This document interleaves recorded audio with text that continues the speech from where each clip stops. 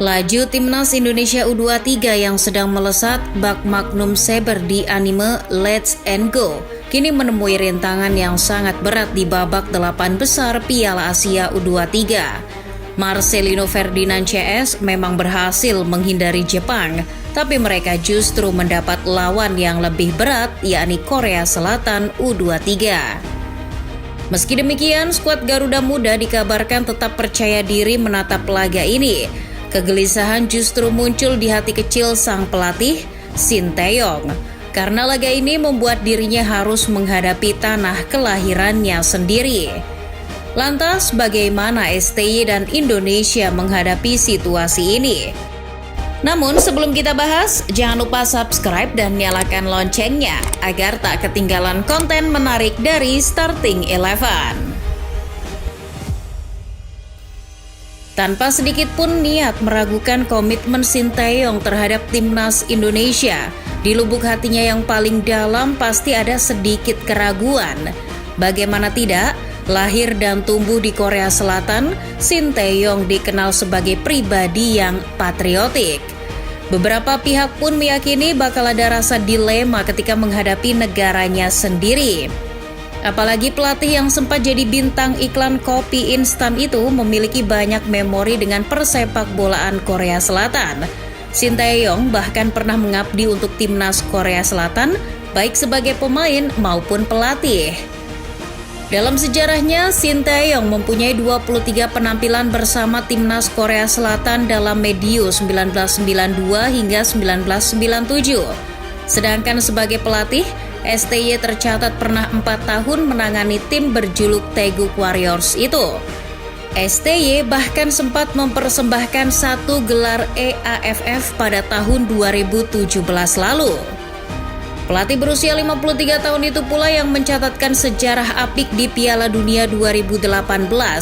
Kala itu Shin Tae-yong memimpin Song Hyung-min dan kawan-kawan mengalahkan timnas Jerman dengan skor 2-0. Laga tersebut pula yang membuat Ratu Tisha mempertimbangkan STY menukangi skuad Garuda pada akhir tahun 2019 lalu. Sedari awal Shin Tae-yong sudah mewanti-wanti dirinya tidak ingin Indonesia menghadapi Korea Selatan di babak 8 besar Piala Asia U23. Sang pelatih justru lebih rela untuk kembali berhadapan dengan timnas Jepang yang malah jadi runner-up grup B dan akhirnya menghadapi Qatar. Meski demikian, saat ditanya bagaimana jika pada akhirnya akan melawan Korea Selatan di fase gugur, Shin Tae-yong malah tertawa. Dengan nada bercanda, ia mengatakan kalau pelatih Korea Selatan U23 akan stres jika menghadapi Indonesia. Untuk selebihnya, ia enggan berkomentar banyak soal Korea Selatan. STY hanya ingin fokus pada tim dan pertandingan. Di sisi lain, komentar menarik justru keluar dari mulut pelatih Korea Selatan U23, Hwang Hun-song. Pelatih berkacamata itu mengungkapkan bahwa sudah berandai-andai akan melawan timnas Indonesia asuhan Shin Tae-yong di Piala Asia U23. Hal tersebut juga sudah diobrolkan dengan STY. Berbeda dengan Coach Shin yang enggan berkomentar banyak, Coach Hwang justru memberikan pujian pada STY. Saya terkejut melihat pertandingan timnas Indonesia karena Coach Shin menciptakan tim yang sangat bagus. Coach Hwang menambahkan bahwa Indonesia akan menjadi lawan yang sulit. Pertarungan sebenarnya baru saja dimulai. Semua yang diungkapkan Hwang Sun-hong benar adanya. Melalui kompetisi Piala Asia U23, timnas Indonesia menunjukkan level permainan yang jauh lebih baik.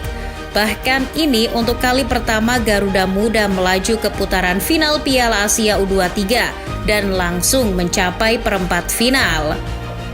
Lain hal dengan Korea Selatan U23 yang punya track record bagus. Mereka adalah juara Piala Asia U23 edisi 2020 dan runner-up di edisi 2016. Perjalanannya menuju babak 8 besar Piala Asia U23 edisi kali ini pun luar biasa.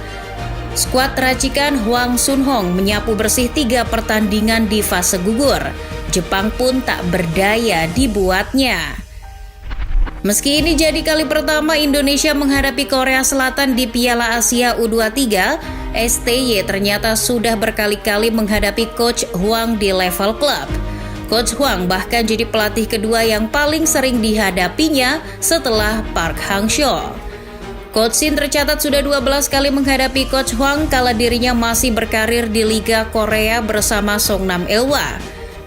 Sialnya, catatan STY cukup buruk. Dari 12 pertandingan, STY hanya memenangkan 2 pertandingan saja, sisanya meraih imbang sebanyak 5 kali dan kalah juga 5 kali.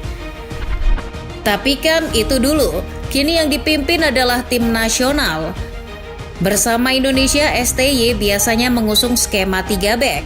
Tapi di Indonesia U23, Coach Shin lebih gemar menggunakan skema 5-4-1. Itu sudah digunakan dalam 3 pertandingan penyisihan grup kemarin. Formasi tersebut akan bertransformasi menjadi 3-4-3 saat menguasai bola. Dalam skema tersebut, STY mengandalkan kombinasi umpan-umpan pendek melalui area sayap. Pola serangan tersebut terlihat begitu efektif kala melumat Jordan dengan skor 4-1. Dari 4 gol yang dicetak, 2 diantaranya melalui skema yang hampir sama. Mereka melakukan umpan pendek cepat di area kotak penalti lawan untuk membongkar pertahanan. Di luar itu, Indonesia juga masih memiliki jurus yang sudah nggak rahasia-rahasia banget, tapi masih ampuh jika digunakan. Jurus yang dimaksud tidak lain adalah lemparan ke dalam milik Pratama Arhan. Salah satu gol gawang Jordan merupakan hasil dari jurus terlarang ini. Pemain-pemain tinggi seperti Komang Teguh, Rizky Ridho, dan Justin Hubner biasanya yang jadi target dalam skema ini. Sementara itu, Korea Selatan lebih adaptif, skema permainan akan menyesuaikan siapa lawan mereka. Dalam 3 pertandingan penyisihan grup, Korea Selatan U23 sudah menggunakan 2 skema yang berbeda, yakni 4-2-3-1 dan 3-4-3. Meski formasinya berbeda, pola serangannya cenderung sama, yakni melalui sayap. Lantas, apa bedanya dengan Indonesia?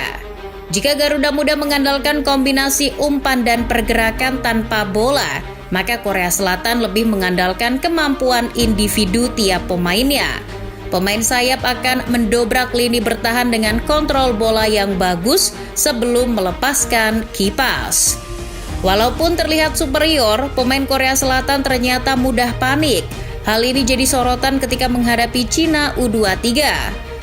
Lee Jae-won CS sering salah tingkah saat mendapat high press dari pemain Cina. Ini bisa jadi celah yang bisa dimanfaatkan oleh pemain-pemain Indonesia yang terkenal dengan kecepatan dan etos kerjanya. Sementara dari segi materi pemain, Coach Shin dan Coach Hwang punya selera yang beda. Jika Indonesia memanfaatkan pemain keturunan dan pemain abroad, Korea Selatan justru mempercayakan nasib pada pemain-pemain lokal. Tak ada satupun pemain Korea Selatan U23 yang berkarir di luar negeri. Jika membicarakan pemain kunci, Coach Shin diprediksi akan kembali mengandalkan Marcelino dan Witan yang sedang dalam top performa. Sementara di kubu Korea Selatan, Lee Yong-jun jadi pemain yang patut diwaspadai. Dengan 3 golnya, kini ia sejajar dengan Aiman Yahya dan Abdullah Radif sebagai top skor sementara Piala Asia U23. Di luar nama-nama itu, ada pertemuan 2 pemain yang membela klub yang sama di pertandingan kali ini. Mereka adalah Pratama Arhan dan Kang Sang-yun yang sama-sama membela Suwon FC. Keduanya harus mengesampingkan persamaan latar belakang tersebut demi tugas negara. Begitupun STY yang akan sedikit mengesampingkan nasionalismenya demi timnas Indonesia.